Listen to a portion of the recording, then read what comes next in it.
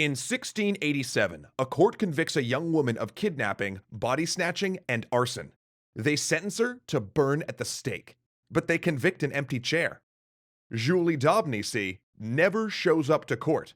She's too busy fighting tavern duels and living on the run with her girlfriend. And instead of an execution, she'll get a starring role at the Paris Opera. Who was this remarkable woman? And what was going on in France that allowed her to not just exist openly, but rise in society? Buckle up, have we got a wild story for you.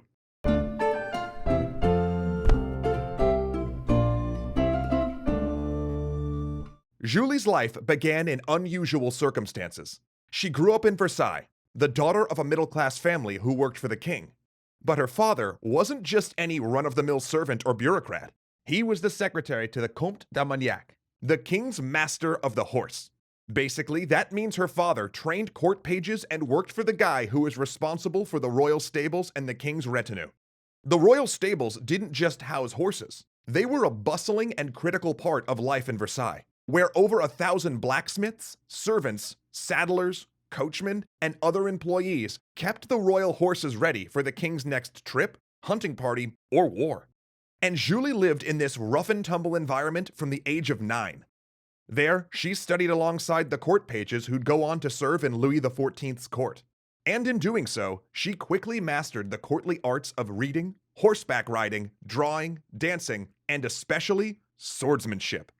The Comte took her as a mistress when she was 14, and, as was common in the time, arranged for her to marry a man named Maupin to keep up appearances. Shortly after the wedding, the Comte arranged for Monsieur Maupin to transfer to a cushy job in the south, but Julie refused to go with her new husband, opting to stay in Paris. That is, until she ditched the Comte d'Armagnac for a fencing master. Not long into their relationship, her new paramour killed a man in an illegal duel and had to flee Versailles. Julie, ever up for an adventure, put on men's clothes and joined her lover on the run.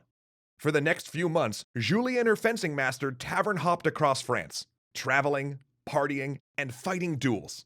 To help finance their lifestyle, she reinvented herself as a sort of traveling singer/exhibition duelist. But as they traveled France, Julie began to tire of her swordmaster and soon ditched him in favor of a girl she'd met on the road. As you can imagine, folks weren't super comfortable with gay relationships back in 17th century France, especially not when it meant their daughter was carrying on with a disreputable, cross-dressing duelist known for winning fistfights. So the girl's parents did what most families did with misbehaving daughters. They stashed her in a convent. That, they thought, would solve the problem. Clearly, they had no idea who they were dealing with. Julie had a plan. Julie always had a plan. A very wild, slightly unhinged plan. Step 1. Take the holy orders and enter the convent. Step 2. Steal a body of a recently deceased nun and stash it in her lover's bedroom. Step 3. Light the room on fire, grab the girl, and disappear into the night. Step 4. Proceed to gallivant across the countryside with her supposedly dead girlfriend as her new sidekick. Remarkably, the plan worked. At least for a while. After 3 months of adventure, Julie's girlfriend decided she'd had enough and went back home, shocking her parents by turning up on their doorstep very much alive. Her parents took the case to court and got Julie convicted in absentia. She'd be burned at the stake, if anyone could catch her. That series of events is bonkers even by today's standards. So what was it about 17th century France that allowed a person like Julie not just to exist, but to thrive? Surprisingly, it had a lot to do with the king, Louis XIV. King Louis came to the throne at the age of 4, during a period of aristocratic rebellions protesting royal encroachment on the rights of nobility. As a result, Louis spent a lifetime centralizing power in the monarchy and casting himself as a divine right monarch.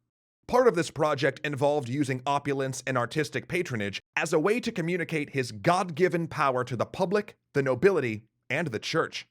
And that last one was important, because while Louis was devoutly religious, he also didn't want church officials meddling in political affairs. The concept of divine right monarchy itself challenged church authority after all, and helped the king avoid getting undermined by powerful popes and cardinals. It made a strange situation where the church and crown were simultaneously partners and rivals for power. And this rivalry played out in the world of artistic patronage. Louis realized that if he underwrote artists that were critical of power structures, they would focus their ire on the church instead of the throne. Therefore, it was in his best interest to encourage artists who were irreverent, satirical, or even scandalous. People, in short, like Julie. And as it happened, the newly singled Julie wanted to make a career move. She wrote to the Comte d'Armagnac, asking if he could arrange a position for her at the Paris Opera, and the Count petitioned the king on her behalf. Louis found her story so amusing that he personally pardoned her so she could take the stage. Louis himself had founded the opera, which was a unique combination of a public theater and a royal academy for the arts. Sometimes, the king himself even starred in plays, including theatrical propaganda designed to direct and influence public opinion. He also loved to dance, and despite ill health, performed in ballets extensively throughout his life. The opera was not just artistically significant, but socially and politically meaningful as well. And Julie wasted no time in making waves there. She debuted as Pallas Athena, the goddess of war, and quickly became an in-demand talent. She had an ability to quickly memorize lines, and audiences loved her androgynous look and fencing skill.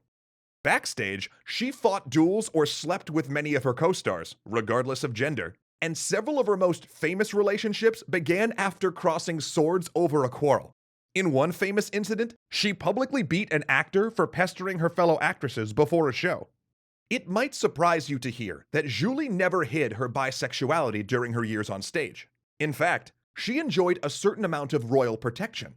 Although both gay and straight affairs were not uncommon at the time, mainstream public and religious opinions were still vehemently opposed to bisexuality and homosexuality. But there was a caveat. Louis XIV's own brother was gay, and known to be generally effeminate and cross-dress. Therefore, Louis couldn't crack down on homosexuality without there being consequences for his brother, meaning it was an unusually lenient time. But that protection wasn't limitless, and eventually Julie pushed things too far, even for the king. In 1695, Louis's brother Philippe invited Julie to a royal ball as his guest. She arrived dressed as a man and danced with women throughout the night. This certainly ruffled some feathers, but the breaking point came when she kissed a desirable, single marquise that several gentlemen were courting. 3 of those suitors challenged Julie to a duel on the spot. She walked outside and defeated them all, one after another, and then went back to the party. Turn down for what? But this wasn't some amusing tavern brawl. It was a crime during a royal event. Louis was not happy. Honor duels were illegal. They allowed individuals to take matters into their own hands rather than defer to the king's law. In fact, he'd steadily increased the penalty for them over the course of his reign. Unlike her previous crime against the church, this crime was against the king, the same king who extended her patronage and protection. Julie fled to Brussels. While waiting for things to calm down, she had an affair with a German prince, just to pass the time, and returned to Paris a year later to take a permanent position in the opera. She tried to settle down, even reuniting with her husband. Yeah, remember him?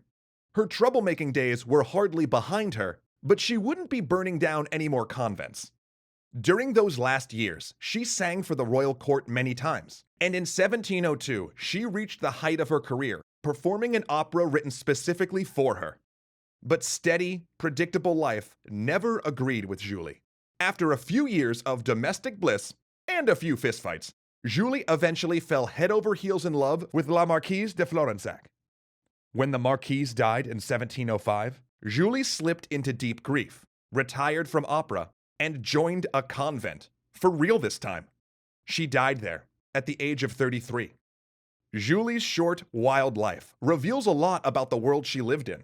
While she was a force to be reckoned with, she also took advantage of shifting political and cultural norms in France, carving out a space where she could live as her authentic self. And no one, before or since, was quite like Julie d'Aubigny.